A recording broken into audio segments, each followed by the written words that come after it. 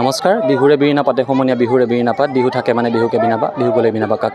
সেই কথাষাৰি শিৰোগত কৰি আমি গত মাৰ্চ মাহৰ 14 তাৰিখৰ পৰা 23 মাৰ্চৰ 23 তাৰিখলৈকে আমি বিহু আখৰা অনুষ্ঠিত কৰিছিলোঁ আৰু আহি আমি সামৰণি অনুষ্ঠানত উপনীত হৈছোঁহি।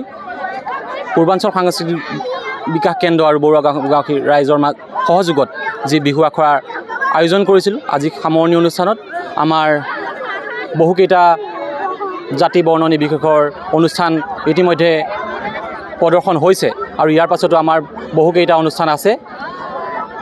আমাৰ যি প্ৰচেষ্টা আছিলে এইখিনি আমাৰ মাত্ৰ প্ৰয়াসহে বৰ্তমান সময়ত, যে চিনাকি মাটিৰ গোন্ধত তেখেতসকলৰ যিখিনি আমাৰ বিহু সংস্কৃতিৰ লগত চিনা পৰিচয় কৰাই দিয়া, বিশ্ব দৰবাৰত বিহুক চিনাকি কৰাই দিয়াৰ আমাৰ যি প্ৰচেষ্টা সেয়া হাতত লৈ পেলাই আমি আগবাঢ়িছিলোঁ।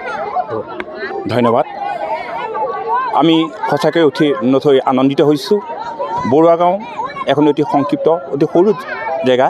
ইয়াত এনে বিকাশবান ল'ৰা আৰু সাংস্কৃতিক গোষ্ঠীৰ যে জন্ম দিব পাৰি তাৰেই আজি প্ৰমাণস্বৰূপে এই গাঁৱৰে স্থানীয় যুৱক বিকি বৰুৱা আৰু তেওঁৰ মিছেছ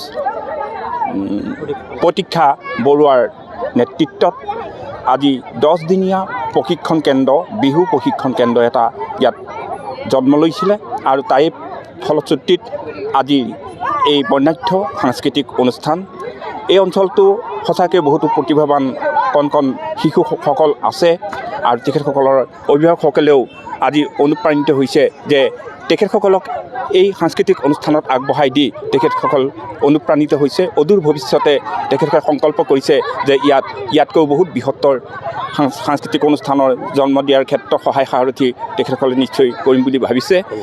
সেয়েহে আমি তেখেতসকললৈ সকলোকে ধন্যবাদ জ্ঞাপন কৰিছোঁ।